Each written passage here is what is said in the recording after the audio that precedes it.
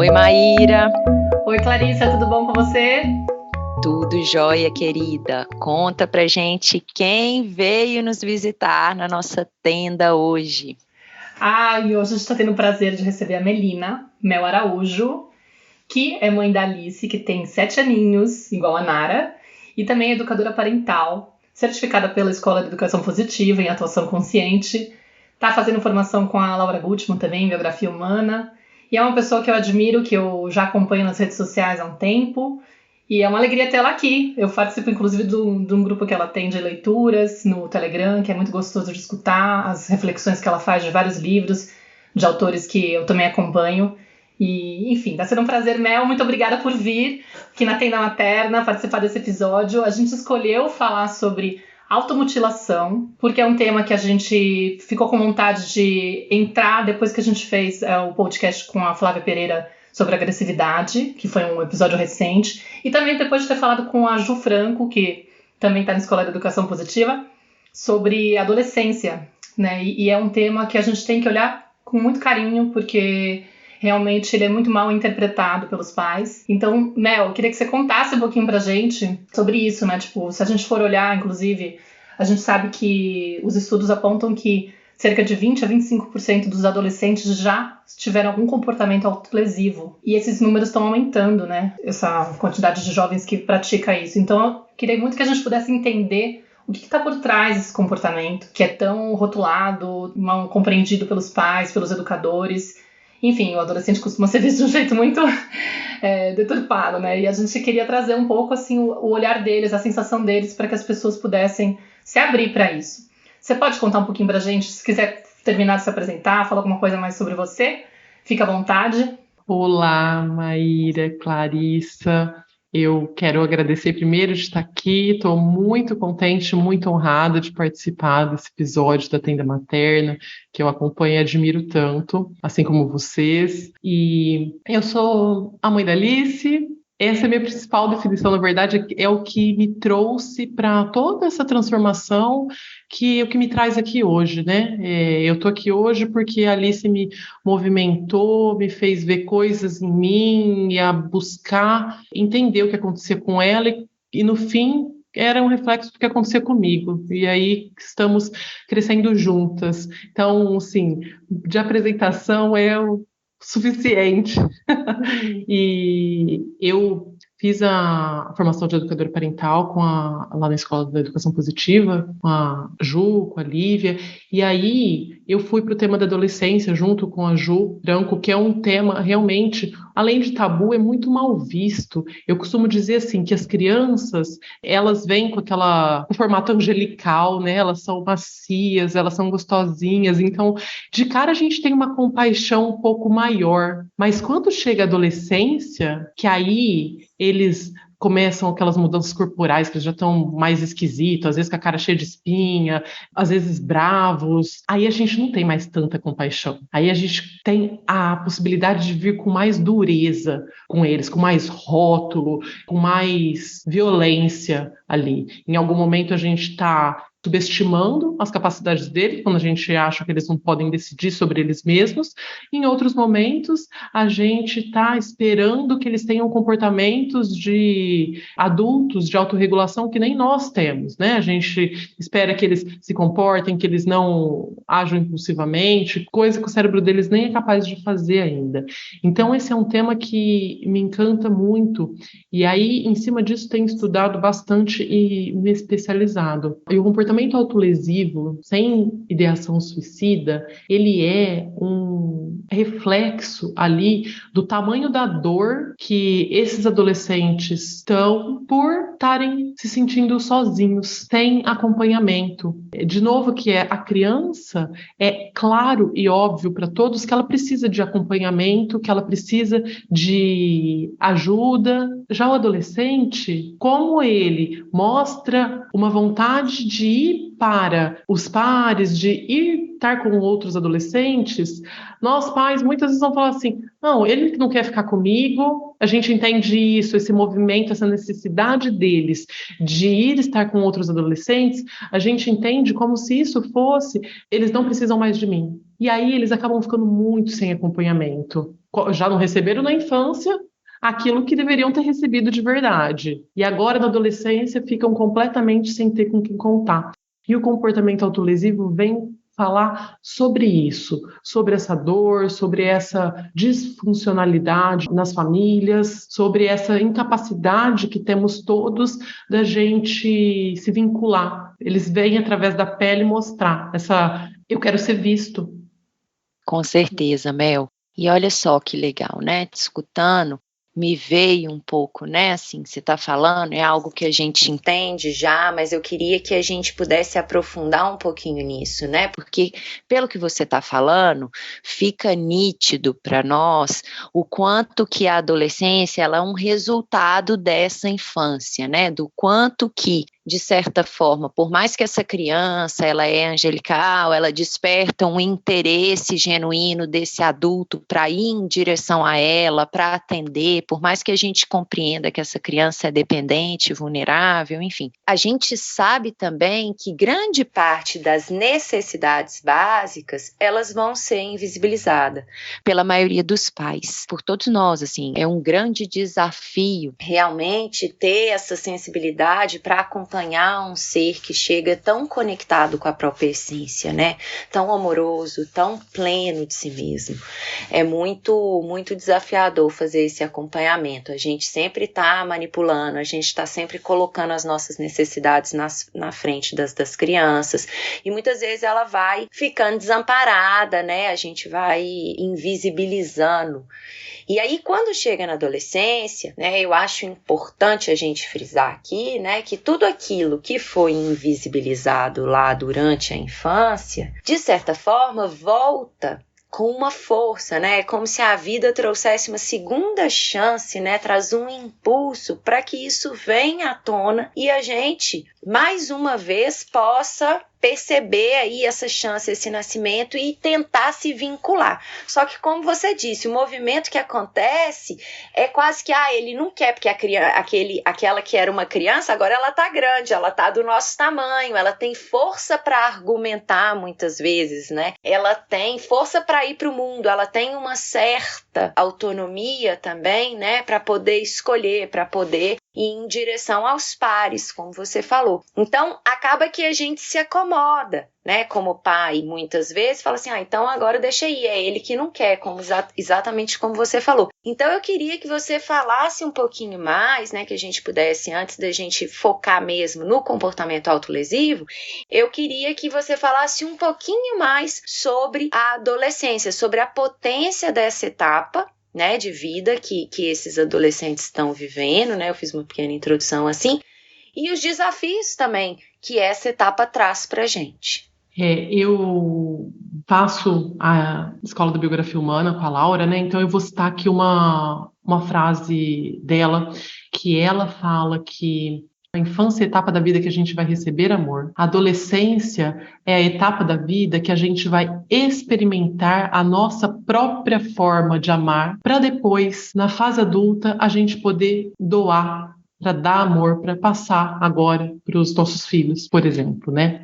E aí você traz isso que realmente que a adolescência é o resultado da infância vivida, como se fosse esse segundo nascimento, essa força que volta. E o que eu, assim, penso que é o principal legado dessa infância toda? Como a criança constrói ali, ela se vê através da forma como o pai e a mãe a veem, ela vai trazer dessa infância a sensação de me cabe nesse mundo desse jeito que eu sou, eu me sinto pertencente, eu posso ser quem eu sou, há espaço no mundo para ser quem eu sou. É assim que se vincula no mundo, é assim que as pessoas se relacionam, porque a infância, a família é o mundo inteiro para aquela criança.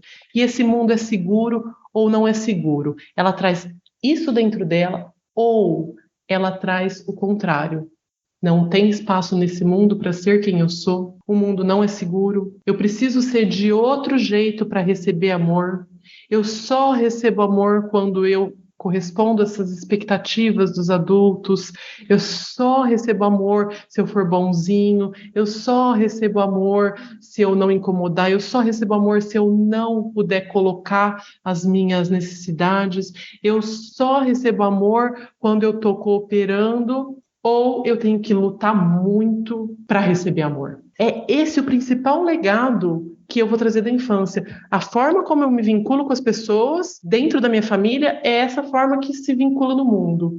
E essa sensação interna de tem espaço para ser quem eu sou e é seguro, eu posso ser quem eu sou. Ou não. E aí, na adolescência, esse impulso, esse imperativo biológico de ir para os grupos, de sair daquela pequena tribo e ir para fora, ele vai carregar junto, o adolescente vai carregar junto essa forma como ele se vinculou ali na infância. E aí é isso que ele tem para oferecer, toda essa potência de vida. Se eu tiver aprendido como me vincular amorosamente, se eu tiver tido espaço para desenvolver habilidades, para saber quem eu sou, para saber do que eu gosto, se eu não tiver tido que reprimir muito quem eu sou, o que eu preciso, as minhas necessidades, se eu não tiver tido que ser diferente para poder pertencer àquela família, a hora que eu for para os pares eu sei fazer isso. E eu vou poder desenvolver toda a minha potência, minha vocação, minha sexualidade, a minha força de vida, respeitando quem eu sou. Só que se eu não tive isso de experiência na infância,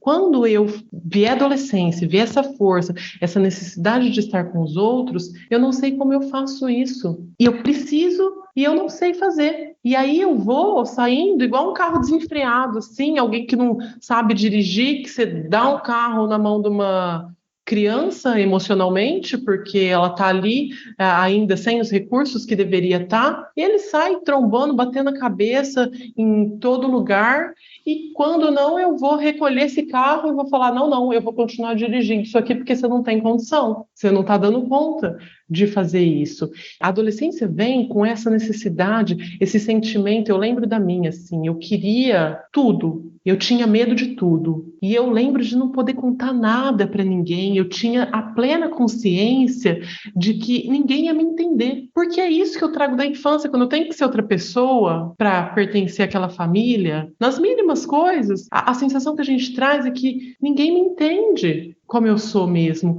E a adolescência, quando volta essa energia de vida, vem essa sensação corporal, não a consciência. Na infância eu não tive isso, e por isso eu estou me comportando assim. Mas é a sensação corporal de que eu não sou compreendido, eu não sei o que fazer aqui, eu tenho medo de ir com eles, eu preciso ser diferente, eu preciso fazer o que eles estão pedindo aqui para eu estar aqui. E é legal, Mel, assim, né, traduzindo isso que você está falando, né, como que esse adolescente vai mostrar essa sensação interna? Através do comportamento dele.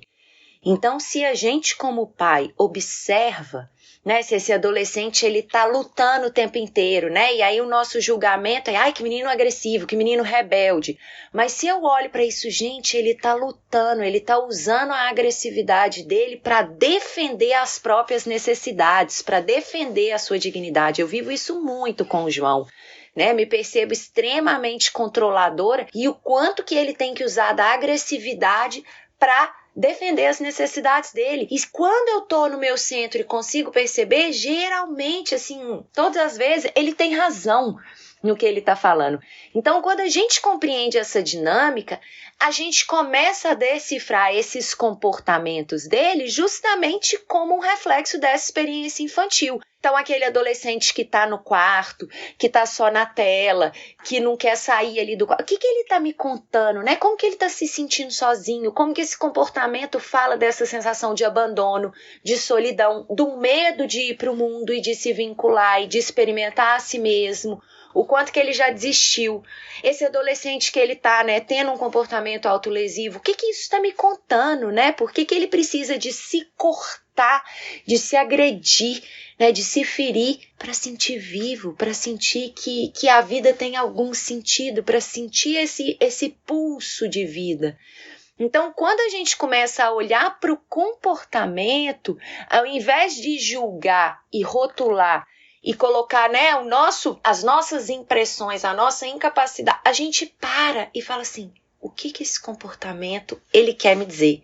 O que ele está me dizendo, né? E como que eu sou corresponsável por isso? Porque foi eu que fui incapaz de ver lá atrás. Fui eu que fui incapaz de dar muitas vezes lá atrás na medida que a criança necessitava. né? Não é que a gente não deu nada, demos o que a gente tinha consciência, mas agora isso está mais escancarado, isso está mais nítido. E uma coisa que a gente fala muito, né? A Ju fala muito, entre aspas, né? A última chance. Então tem uma urgência nessa adolescência, né? Da gente se olhar para esse ser e realmente decifrar esses comportamentos e ir profundo nesse encontro, permitindo, né? Assim, que esse ser possa se manifestar na sua totalidade e que a gente o aceite, que a gente perceba esses comportamentos, abrace e vá nesse lugar de se vincular a eles de verdade, né, Mel? Eu acho que tem uma questão assim que a Mel trouxe, né, dessa infância, desse cenário que a gente teve na infância. Se a gente for analisar esses adolescentes que de repente começam com esse comportamento de automutilação, de se machucar para poder sentir essa dor, né, que é diferente de alguns outros, depois a gente até pode fazer uma lista mais ou menos para as pessoas terem uma noção de quais são esses comportamentos, né, que muitos inclusive apresentam já na infância, né. A gente já tem crianças que puxam o próprio cabelo, que arrancam a unha, corroem a unha, que arrancam a pele do lábio, ou que se arranham, né? Que batem a cabeça na parede, se batem, se golpeiam para poder ter hematoma, enfim, com a finalidade de sentir essa dor.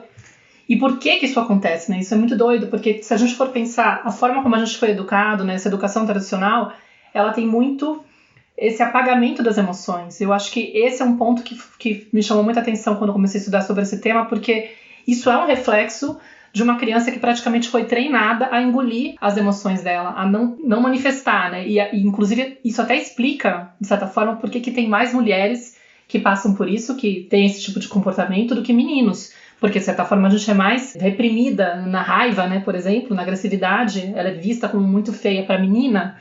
Então, claro, se a gente não está podendo manifestar a nossa agressividade funcional, se não tem ninguém que acompanhe, que valide essa necessidade e que permita que a gente expresse isso, a gente está aprendendo a guardar para dentro, né? A gente está colocando dentro do corpo. E essa dor de não poder expressar o próprio choro, a própria raiva, tristeza, enfim, essas emoções básicas que a gente vê na educação tradicional como se fossem inadequadas, a criança vai aprendendo que aquilo lá não é aceitável, que aquilo lá rouba o amor dos pais, vira uma ameaça para ela. Então eu tenho que sim apagar de mim essa expressão para poder garantir ser aceita, como eu sou, entre aspas, né? Porque aí no caso eu não sou, para ser aceita, né? Então eu prefiro abrir mão de quem eu sou, de ser outra pessoa, criar um personagem, criar ferramentas para poder não trazer isso, não expressar isso para sobreviver, né? Nesse ambiente onde não existe espaço para isso. E aí eu não só aprendo a fingir que eu não estou sentindo isso, para mim mesma, inclusive, como eu também não crio nenhuma habilidade para suportar essas emoções. Então, claro, quando eu estou mais velha, né, já meio que acostumada a me desviar da dor, né, eu descubro de repente uma coisa que, um corte, eu me corto sem querer, porque a maioria descreve isso, né, que tipo, foi sem querer na primeira vez. Eu fiz aquilo lá, quando eu vi, eu me cortei, eu senti um prazer, que tem endorfina, né, que acaba provocando um alívio, é analgésica. Não só causa um prazer, como a própria dor que causa é mais confortável do que a dor interna. E isso, acho que é muito importante as pessoas que estão escutando esse episódio terem consciência que não é um capricho da criança, do adolescente, não é uma coisa que ela faz por seguir modinha, não é porque tá numa fase, não é porque ela é fraca e não sabe lidar com frustração, que é todas essas coisas que a gente escuta, né, da forma como interpretam esse... ai, como assim, né? Não, é um grito de socorro. E Maíra, e como que essa criança, né, na sua fala ficou muito claro como que essa criança foi dando sinais antes. Uhum. E é isso, e a gente não viu. E a criança é mais fácil de manipular, a criança é mais fácil da Exato. gente impor, abusar. O adolescente, muitas vezes, ele já não vai aceitar mais, ele é do nosso tamanho, ele é mais forte. Mas como que essa criança veio dando sinais antes? Você descreveu vários sinais que podem vir acontecendo antes, né? Foi nomeando pra gente registrar bem. E onde que isso vai desembocar? Lá na adolescência. Então, se você que tá escutando a gente também é pai e mãe de criança pequena, observa como os comportamentos das crianças estão contando sobre essas necessidades que não estão atendidas, sobre a sensação interna delas, né? Porque acho que é legal, Clarice, a gente trazer um pouco isso, assim, por exemplo, a criança que de repente começa a se bater na tua frente, né? Você fala, mas eu nunca bati nela, por que ela tá fazendo isso? Da onde que ela tira ela tá se sentindo ameaçada, a integridade dela, sei lá, ela tá inconformada e tá expressando do jeito que o corpinho dela tá trazendo pra tentar se defender. E se o adulto fica mais preocupado em inibir esse comportamento sem entender o que tá por trás, sem trabalhar na origem dele, no final, o que essa criança vai aprender? A não manifestar aquilo dessa forma, mas não vai melhorar a condição dela. Má, foi muito assim, é nítido quando você traz esses comportamentos aí da infância, que são esses comportamentos que a gente já pode ir observando, de se machucar, que é num momento de raiva. A criança tá ali, a emoção básica ali por trás é uma raiva, e é uma raiva que ela já tá tentando conter para não dar emoção. Ela já entendeu que a gente não suporta a emoção dela, a gente não consegue bancar a emoção dela. É exatamente o que vocês trouxeram. Ela perde o relacionamento e o amor se ela expressa a emoção dela. Então, de alguma forma, ela já está tentando conter e já está tentando se entorpecer dessa dor que ela sente. Ela está tentando direcionar para ela. Estou falando isso porque nós vamos terminar o episódio, talvez alguma mãe, algum pai vai se sentir um pouco assim, nossa, mas eu tenho culpa nisso. A gente tem responsabilidade, porque a gente não tem letramento emocional para lidar com as nossas emoções e nem para lidar com as emoções dos nossos filhos. E aí, esse é um exemplo claro. Eles já entenderam, pequenininhos, que a gente não dá conta de acompanhar eles nas emoções. Então, eles estão tentando, sozinhos, diminuir esse desconforto que eles não sabem o que fazer com isso. Só que eles não têm ferramenta para isso. O comportamento autolesivo, a gente tem as estatísticas de que ele acontece mais, agora falando mais propriamente disso, né? Que ele acontece mais entre os 12 e os 15 anos, mas podendo acontecer antes dos 10, que esses comportamentos aí que a gente observa, depois dos 20, é só uma faixa maior que coincide com o segundo nascimento, aí a hora que volta essa energia de vida, eu tenho uma vontade interna de ir para fora, mas eu não sei como estar ali e isso dói muito. E a Má trouxe assim, o que é um comportamento autolesivo?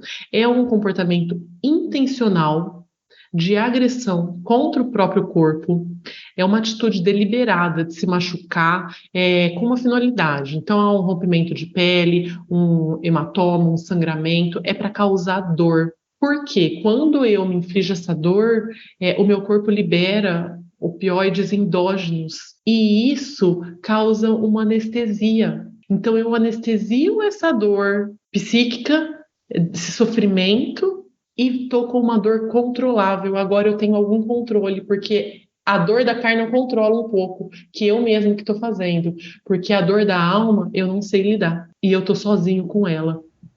Mel, vou trazer um exemplo pessoal, eu estava até comentando com a Maíra, né, assim, que eu lembro na minha adolescência, bem nessa faixa aí, entre 15, 16, 17, que eu, às vezes, ia para festas com as minhas amigas e tudo, e aí, por exemplo, quebrava uma garrafa, alguém quebrou um copo, alguma coisa, eu pegava um pedaço do caco de vidro, aí geralmente eu ia no banheiro e fazia alguma coisa, e eu ficava rasgando assim, né, pequenos cortes, bem pequenininho assim, mas eu fazia sempre um cortinho no meu pé, e era uma coisa que eu fiz algumas vezes, e que eu nunca tive consciência disso, obviamente. E hoje, né, assim, revisitando, porque você estava falando assim, os pais também não sabem o que fazer com isso, né, e isso passa, esse processo também de você começar a reconectar com a sua expressão emocional, a resgatar a sua capacidade de sentir e de expressar, né, para poder, inclusive, conseguir acompanhar a expressão emocional das crianças, né, se eu sou insensível, eu não vou conseguir.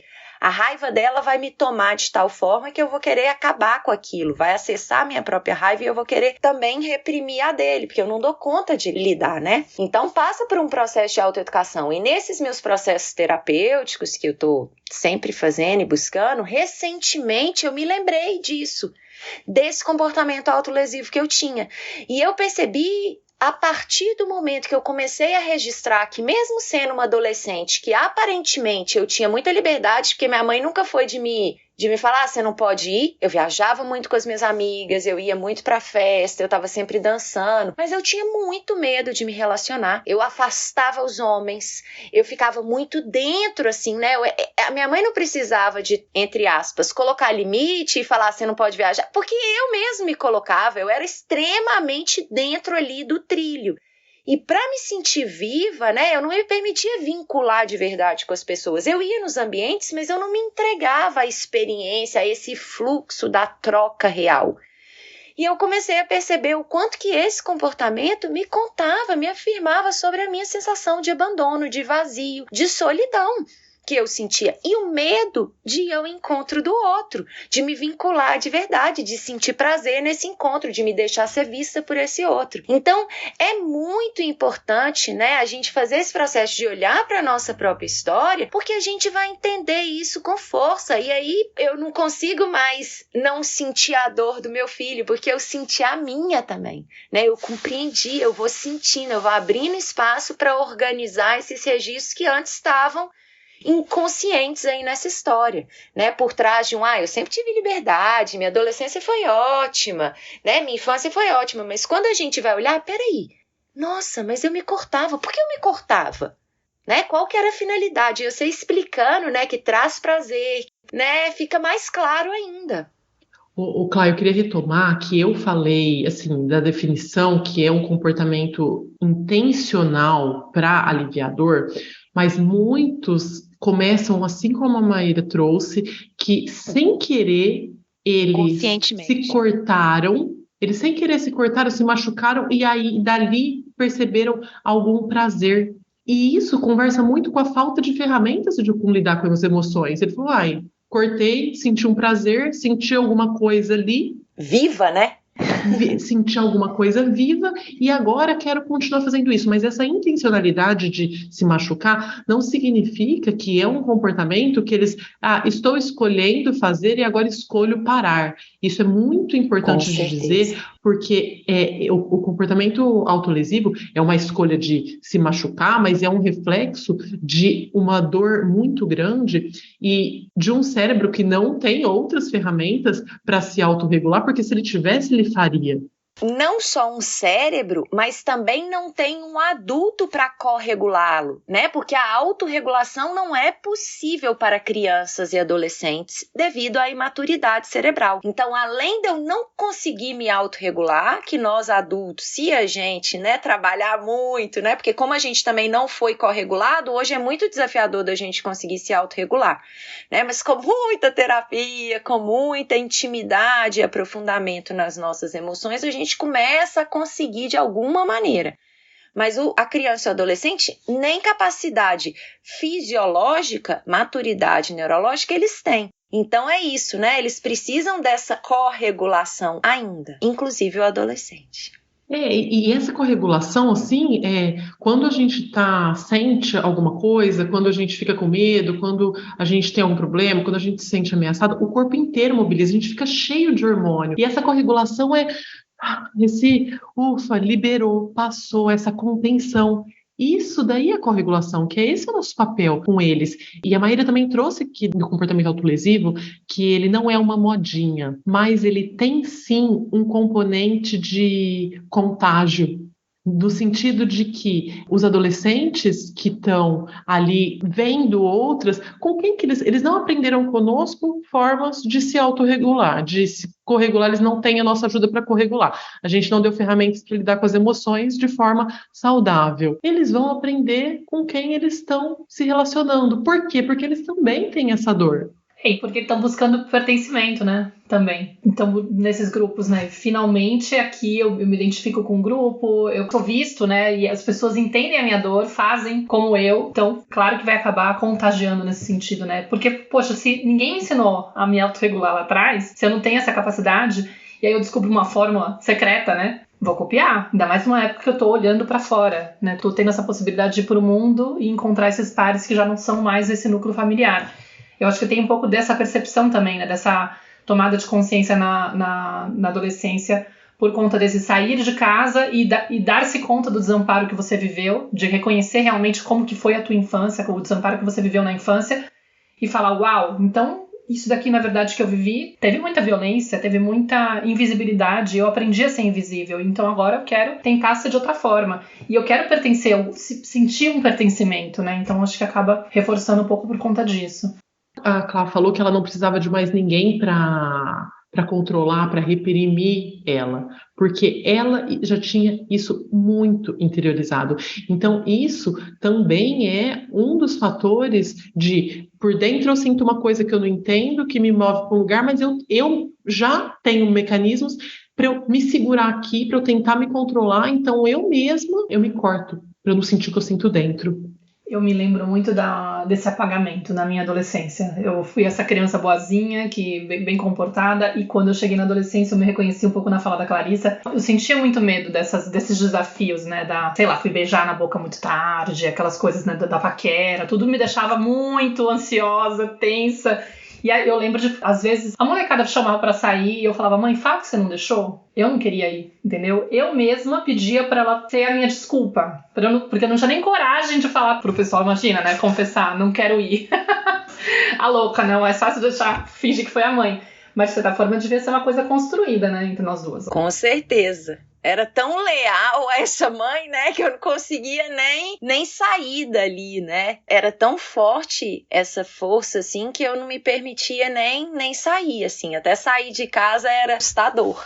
Dentro do grupo da Mel, ela sugeriu um documentário pra gente assistir, que é uma reportagem, na verdade, do Canal Futura, né? Canal Brasil, sei lá, que fala sobre cicatrizes do sofrimento, que fala sobre automutilação. E lá tem relatos de vários jovens, e até jovens bem jovens, que são quase crianças, né? Porque tem criança lá, tem jovens lá que falam que começaram com 11 anos a se cortar, a se automutilar e tudo mais. Tem depoimentos muito tristes, muito pesados. E uma coisa que ficou muito nítida pra mim era essa sensação de desamparo dentro da casa, do tipo, eu estou passando por uma situação de bullying na escola, só que eu cheguei em casa e eu não tenho com quem falar, porque meus pais estão se separando, porque minha mãe apanha do meu pai, porque, sei lá, é o meu avô que me abusa, que abusa de mim e não dá pra falar com meus pais sobre isso. Ou seja, o tempo todo era uma sensação de eu vou pro quarto e fico sozinho com a minha dor, porque eu não tenho esse espaço de fala, de desabafo, eu não tenho esse vínculo criado com os meus pais. E aí eu tenho que me virar sozinho, né? E pra dar conta do tamanho dessa dor, eu acabo me fazendo alguma coisa contra mim, eu me corto e tal, porque não tenho outra forma de me autorregular, né? Não tem quem olhe pra minha dor. Esse documentário, Cicatrizes da Tristeza, ele chama o Hugo Monteiro Ferreira, que é o autor do livro A Geração do Quarto. Ele participa e foi ali com ele que eu tive acesso a esse documentário, que me deixou mal ali, né? Porque a gente vê os relatos das crianças de 10, 11, 12, mostrando esse tipo de comportamento por anos. Eles estão ali já, tem criança com 14 anos que está há anos se cortando e mora numa casa com 6, 7 pessoas e ninguém nunca viu. E alguns vêm e ignoram. O que chega assim, é de chorar. Você fala, gente, não é possível. Alguns se cortam porque falam que não querem trazer mais sofrimento para a mãe, que a mãe já tem sofrimento suficiente. Outros se cortam porque apanha demais, porque recebe muita violência, todas as questões que você trouxe. Mas outros tantos não são de famílias que a gente diria assim, tão disfuncionais, são de famílias que à primeira vista parecem que são famílias, entre aspas, normais ali, e os nossos filhos estão afastados e a gente não está nem percebendo. Então é bem importante a gente falar aí dos sinais que a gente pode ficar alerta para, será que meu filho está ou não com esse comportamento? Eles fazem esse tipo de corte, esses machucados em lugares, em pontos que não são visíveis. Só até para encaixar aqui uma reflexão, porque muitos falam, ele faz isso só para chamar atenção, amigo. Não, porque tá escondido, entendeu? É realmente uma necessidade desesperadora de lidar com a própria dor. Mas eu vou fazer escondido. Apesar de que a minha sensação quando eu tava vendo todo o material sobre esse tema, cara, eu faço de um jeito escondido, porque realmente eu preciso dar um jeito de dar conta dessa dor, só que eu tô desesperada para que alguém descubra. O meu desejo profundo é que alguém me salve, alguém me resgate. Então, assim, o moleque tá lá com o moletom cobrindo tudo, mas, sabe, tipo, será que minha mãe vai notar que tem um arranhão saindo do meu pulso? Tá pertinho aqui da blusa e vai olhar pra mim e pela primeira vez vai olhar tentando entender o que tá acontecendo comigo, sem me julgar? Mas, enfim, só pra fazer esse encaixe aí, que não é uma chamada de atenção. E você sabe que toda vez que eu escuto sobre isso, chamada de atenção, para mim não faz o menor sentido. Você imagina uma pessoa que se corta, ou se machuca, aí o outro fala, é para chamar atenção. Nem que fosse. É disso que ele precisa. Ele precisa chegar a esse ponto para chamar atenção, porque ele não tem atenção antes. E no fundo né? O que a Maíra falou, no fundo para me sentir vivo, visto, pertencente, né? Precisa ser assim, até o suicídio, a tentativa de suicídio muitas vezes falam, tá tentando chamar atenção. Óbvio, porque eu tentei gritar de 15 mil formas, que eu não tava bem, que a gente tá desconectado, que você não me entende, que eu não pertenço, eu não sou aceito como eu sou nesse espaço. E se não for de um jeito, sei lá, mais sutil, eu vou aumentando o grau de inadequação nesse meu comportamento, até o ponto de me cortar, até o ponto de criar, de repente, uma ideia suicida mesmo. É que a sensação interna de não me sentir visto, digno, vivo, né, reconhecido em quem eu sou, é tipo assim... Eu tô tão apagado, sou tão fora, né? Assim, ninguém me vê, eu não me reconheço como digno de seguir vivendo, porque eu não tenho o mínimo que eu preciso para me erguer sob meus próprios pés, assim, né? Eu não tenho o mínimo para me nutrir, para me firmar aqui no meu self, no meu eu sou, assim, né? Não me sinto parte de forma alguma, né? Então é uma sensação interna de que é melhor eu morrer mesmo, porque eu já tô morto, né? Ninguém me vê, eu não tenho essa troca que me deixa vivo, que me deixa seguro para ir. Tem um garoto do documentário que ele fala, eu me sentia tão morto por dentro que eu precisava fazer alguma coisa para me sentir que eu estava vivo. Por isso que ele se cortava. Ele começou a se cortar com 15 anos. Ele é autor de alguns livros que falam sobre a trajetória dele. E é importante a gente falar também que quando a gente fala que o comportamento é uma comunicação, que deixar ressaltar de novo que a gente já falou, mas é uma comunicação que não é consciente, não é escolhida, não é controlável e ele não pode, através do convencimento, escolher se comportar melhor. Isso é uma reação do corpo, é isso que tem para hoje, eu não tenho mais, eu não consigo mais. Não vamos, através do convencimento, falar para ele, olha, isso não tá bom, fale com palavras. Ele não consegue, senão ele já teria feito. Quais são esses sinais de alerta, né, pra gente saber que esse adolescente, que esse pré-adolescente, que essa criança aí, de alguma maneira, tá trazendo, né, tá indo para esse caminho?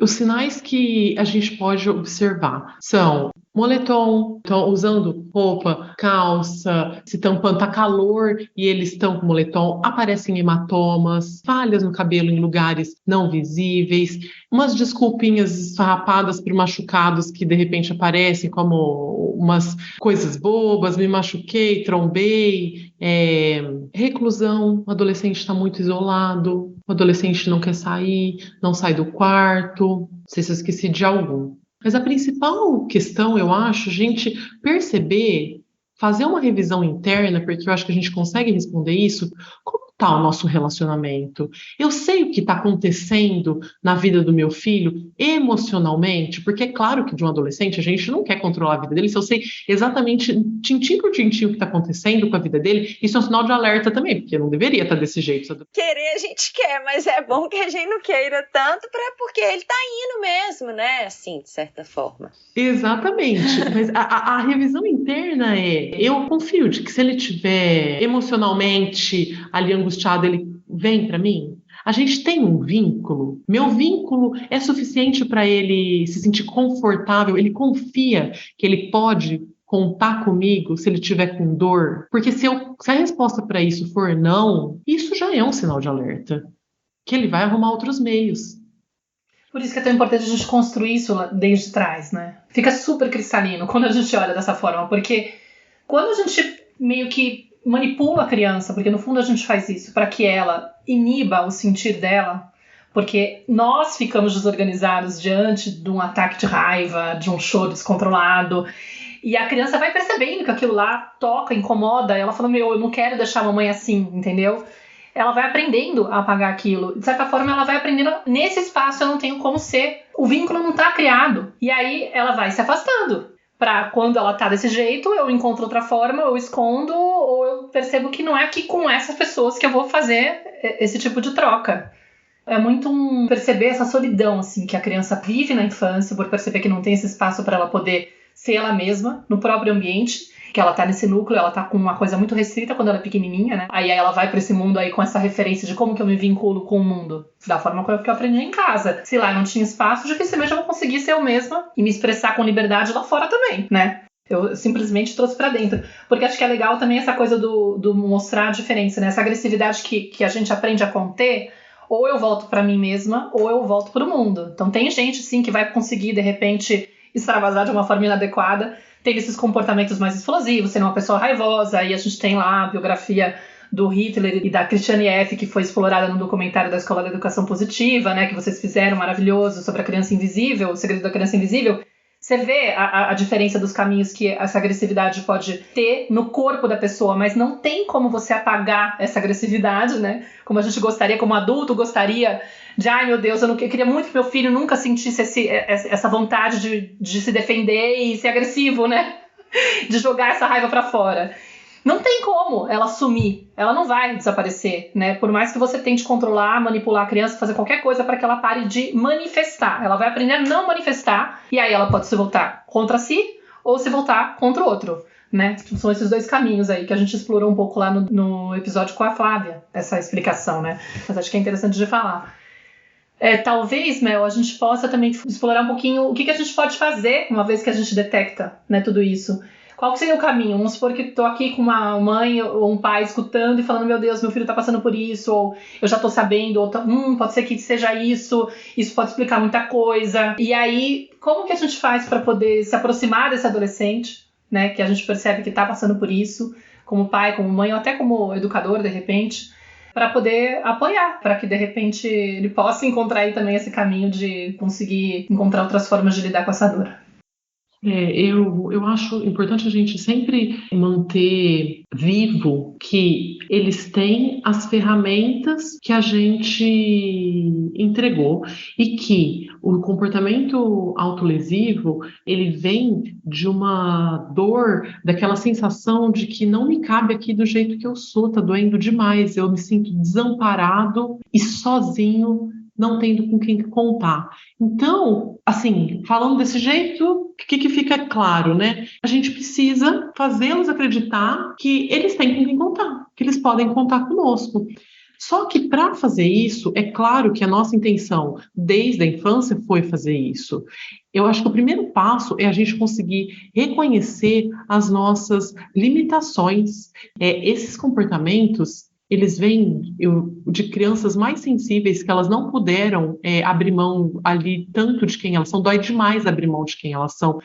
E eles escancaram que a gente faz isso há gerações, que a gente também fez. Então a gente vai precisar olhar com coragem, eles com sensibilidade vêm mostrar essa disfuncionalidade ali. É um convite para você se revisitar, para você olhar para você, o que eu tenho dentro de mim, o que eu entreguei, para não ficar tão, assim, vago, né? Porque isso pode parecendo muito abstrato, mas a gente, de fato, revisitar a infância deles, o que foi que eu entreguei, primeiro buscar ajuda para isso. Existem, para quem está sofrendo mesmo, os canais de ajuda, existe o 188 do CVV, mas os pais que estão identificando, os educadores, olhar para essa infância, o que foi que eu entreguei ali na infância dele, dar um passo para trás com humildade, ele está querendo me comunicar, não tentar convencê-lo, não brigar, não reprimir,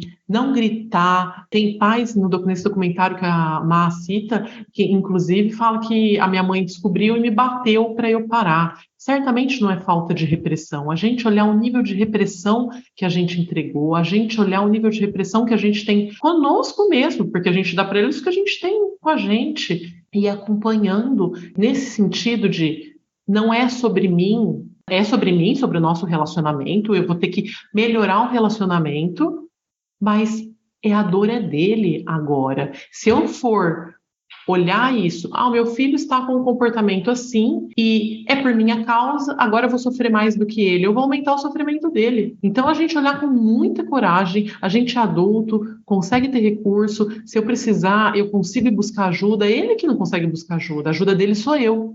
Então eu busco ajuda para mim, para eu poder entregar ajuda para ele. No fim das contas, a resposta fácil é: o que pode fazer? Melhorar o vínculo, escutar, muita escutativa, muita escuta, melhorar o relacionamento, escutar o que esse adolescente tem para dizer, se libertar desse monte de crença violenta que a gente interiorizou desde a nossa primeiríssima infância, tentar olhar para isso com que a gente não conseguiu fazer isso por nós, agora vamos fazer por eles. Olhar para a gente para estar mais inteiro ali, né? Para eles poderem ter mais espaço.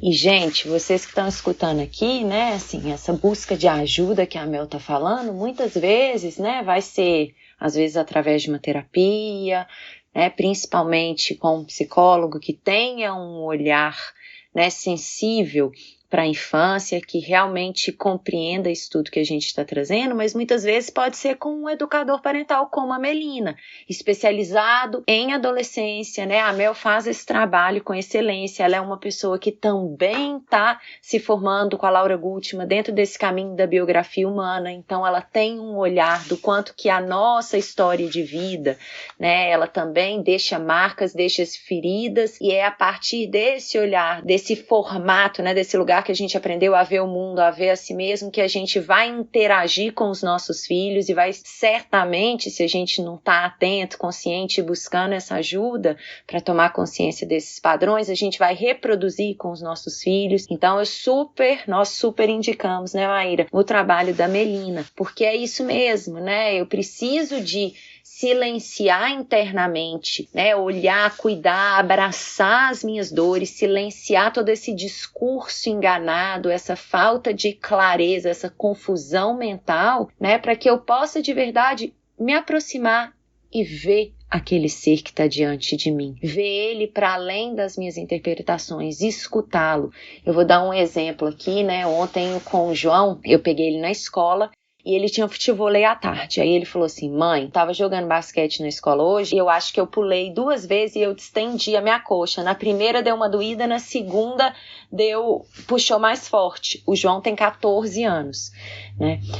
E aí eu não tô querendo ir no futevôlei hoje não.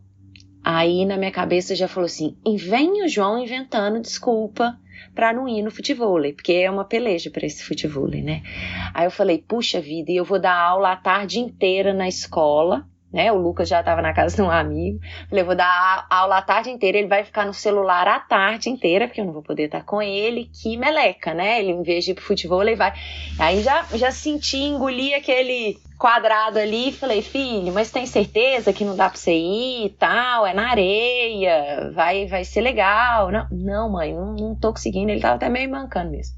Enfim, aí beleza. Aí quando eu terminei a aula, eu ia buscar o Lucas na casa. Ele falou que ia pra casa de um amigo e me pediu uma carona. Tava ventando, chovendo forte. Falei assim: você devia ter ido de bicicleta, João. Mãe, mas olha o vento e a chuva. Eu falei assim: filho, é a necessidade, da mamãe fica com muita raiva quando você não se movimenta, filho, né? Eu querendo que você se movimente, porque eu fico brava que você ficou a tarde inteira no celular, é isso. Ele: você tá igual a fulana lá, a mãe do meu amigo, que você fala que ele não pode contar com ela, não sei o que, você tá igualzinha a ela, fica só querendo que ele se movimenta, porque esse amigo, ele vai, tá chovendo de manhã, a mãe dele manda ele pra escola de bicicleta, o menino chega lá molhado e fica molhado a manhã inteira. Ele me contou isso um dia que eu dei carona pra ele. Ele falou: você tá igual a mãe dele, mãe. Não sei o quê, pelo amor de Deus. E começou a se defender. E aí, eu sentindo raiva disso, porque eu não tava tranquila, eu sentindo raiva. Falei assim: nossa senhora, na minha cabeça que menino preguiçoso, que não sei o quê, quer ficar o dia inteiro no celular, agora vai encontrar com os amigos, vai jogar de novo, porque não tem como brincar do lado de fora, e né? Sentindo todo aquele turbilhão. E aí eu fui acalmando e ele só estava me falando verdades. Porque se eu estivesse escutando, ele só estava me falando verdade. Mãe, tá chovendo, tá um vento, tá um frio danado, o que você quer que eu movimente? Sabe, você tá totalmente presa aí e não tá conseguindo me ver. Era isso que ele estava dizendo. Então, isso que a Mel falou da escutativa, de um interesse genuíno, da gente silenciar o nosso discurso enganado e conectar e escutá-lo e confiar neles, né? Porque aí eles vão falando. E se esse adolescente ele já está num nível de repressão tão grande, ele está tão isolado, né? Tá dentro do quarto o dia inteiro, você sente muita dificuldade, vai devagarzinho, vai entregando o pouquinho que ele te pede, né? Ai, quero comer tal coisa, quero... Vai entregando, vai chegando perto, vai se interessando pelo que ele tá vendo, pelo que ele joga, pelo que ele tá acessando ali nas telas, vai devagarzinho chegando, senta do lado e toca seu corpo. Muitas vezes o João tá jogando, a minha tendência é desliga esse negócio, eu penso, né? Mas aí eu seguro, eu sento, só sento e aí eu começo a responder mensagem das minhas clientes, começo a gravar áudio e encosto nele. Ele fala, ai mãe, você tá me apertando. Aí daqui a pouco eu vejo ele pôr na perna, ele chega, aí ele começa, mãe, pra quem você tá gravando esse áudio? Quem que é essa... E aí eu vejo como que ele quer o tempo inteiro essa conexão e como que mesmo ali ele tá ligado, ele tá buscando se conectar comigo e aí devagarzinho eu vou entrando no mundo dele. Então é isso, queridas. Não sei se você quer falar mais alguma coisa, Mel, do seu trabalho, desse grupo que a Maíra falou, do que você comenta, alguns livros. Eles estão esperando para serem vistos, principalmente se eles não foram vistos na infância. Eles ainda estão ali com a amarra de eu preciso ser amado pela minha mãe. Então, vamos entregar o que eu tiver. Será que eu posso priorizar meu filho minimamente? O quanto eu posso priorizar ele durante o dia? O quanto eu fiz isso? E será que agora eu posso fazer? E fazendo isso aos poucos. Eu trabalho como educadora parental, atendo famílias, atendo mães principalmente, que são à procura de adolescentes, de crianças. Eu tenho um canal de leitura no Telegram, que é a Dose de Leitura. Eu trabalhava muito mais lá, lendo livros, trechos de livros, que eu estudo muito. Hoje eu não estou mais assiduamente, mas eu procuro pelo menos uma vez por semana trazer uma reflexão, trazer livros importantes. Tem as literaturas dos autores que a gente segue na educação parental, que a Escola de Educação Positiva recomenda, né? E que a gente vai conhecendo. Tem muitos livros que a gente não consegue ter acesso, que são difíceis de encontrar, que não são traduzidos, e lá eu trago, tem Ivana Laborda, tem Alice Miller, tem a Laura Gutman, tem o Jesper Juhl, tem muito material, tem Mona Delahou, que tem várias coisas que não tem, às vezes não tem nem em português. Então, assim, a intenção, quando eu idealizei o canal, é trazer essa informação, disseminar, porque o que eu quero mais é que quanto mais gente possa ser respeitoso com os filhos, melhor. E é isso, eu agradeço muito. Ai, querida, eu queria muito agradecer. Muito bom ter você aqui para poder falar sobre esse tema. Eu espero de verdade que as pessoas que estão me escutando consigam abrir o coração para também ouvir isso com esse carinho. E eu imagino que muitas pessoas estejam se sentindo talvez um pouco culpadas, tenha acionado um pouco esse sentimento de culpa por de repente reconhecer que pode ter criado esse ambiente propício para os filhos estarem indo por esse caminho. E eu acho que, de novo, a gente podia um pouco trazer um pouco dessa ideia de que o importante aqui é você cuidar dessa dor, claro, obviamente, mas entender também esse convite e essa oportunidade que vocês estão vivendo, que, como a Clarissa falou lá, que talvez seja a última, né, entre aspas, é meio que a última, porque o cérebro desse adolescente ainda está em desenvolvimento, ele ainda tem uma dependência emocional em relação a vocês, e que talvez você realmente se perceba, uau, eu não consegui criar esse vínculo e eu não tenho ideia do que fazer. E assumir isso também é importante, até para o próprio adolescente. Então, um caminho também vejo que de repente você perguntar, tem alguma coisa que eu possa fazer por você? E deixar claro, eu não sei o que eu posso fazer. Para ser bem sincera, eu tô me sentindo desamparada também, eu tô me sentindo impotente, eu tô assustada, mas eu tenho uma intenção muito forte, porque você importa demais para mim, entendeu? E se eu falhei, eu quero poder tentar reparar isso de alguma forma, eu vou aprender, eu vou atrás de recursos, de referência, do que seja, mas eu também gostaria que você me ajudasse, se possível, a dizer o que eu posso fazer, porque muito do que a gente vai ter que fazer nessa hora de recuperar, né, isso eu aprendi muito com a Ju na formação em atuação consciente para adolescentes. O trabalho dela é maravilhoso, é muito inspirador, eu fiz a formação com ela. Isso eu tento entregar dentro da minha mentoria também para as mães que participam, porque tem muitas mães de adolescentes. Mas você poder se vulnerabilizar para o filho, nesse sentido de explicar, eu tentei o meu melhor, eu sinto muito que não tenha sido da melhor forma, hoje eu percebo o quanto eu reproduzi coisas que da minha infância, sei lá, entendeu? E que agora eu vejo que não fazem sentido e que não foram boas, que não construiu esse vínculo que eu gostaria de ter construído com você. Eu te vejo afastado, te vejo nessa dor, te vejo com esse sentimento de solidão e desconexão. Eu de verdade não tenho muita ideia do que eu posso fazer para reparar, mas eu tenho muita vontade, porque você importa. Porque o mais importante, gente, é que eles se sintam vistos e se sintam considerados importantes. E que isso seja genuíno.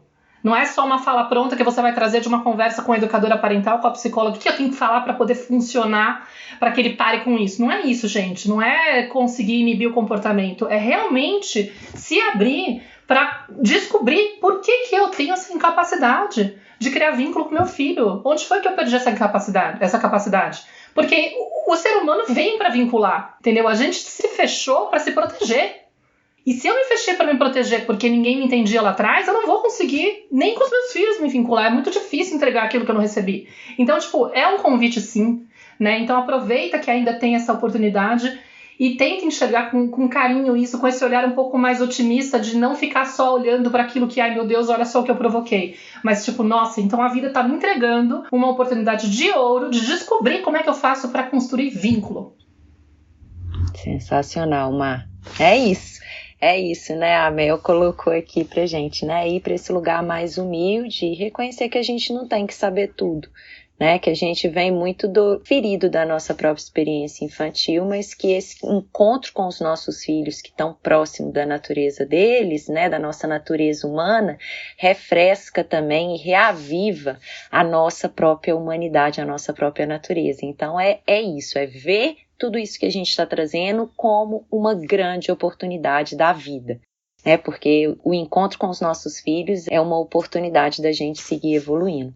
Então, quero agradecer muito a sua presença, Mel, indicar de coração o trabalho da Melina. Pessoal, se vocês são pais e mães de adolescentes, sigam ela no Instagram, participem do grupo de leitura delas. Se quiserem procurar ela como educadora parental, fiquem à vontade, a gente vai deixar os contatos aqui na descrição do vídeo. E a gente se vê no nosso próximo episódio. Um grande beijo e até lá. Tchau. Obrigada. Tchau. Beijo. Eu sou a Clarissa de Aquiara. E eu sou a Maíra Soares. E você acaba de escutar mais um episódio da Tem na Materna, um podcast sobre maternidade e autoeducação. Nossa conversa de hoje te tocou de alguma forma? Tem algo que você vai fazer diferente depois de ter escutado esse episódio? Se sentir no seu coração, compartilha com suas amigas nosso podcast, deixa um comentário no nosso perfil do Instagram, @temnamaterna.podcast, contando como esse episódio mexeu com você. Segue a gente no Spotify para não perder nenhum encontro de inspiração, crescimento, trocas profundas e muito apoio. Nos vemos em nosso próximo episódio. Até lá!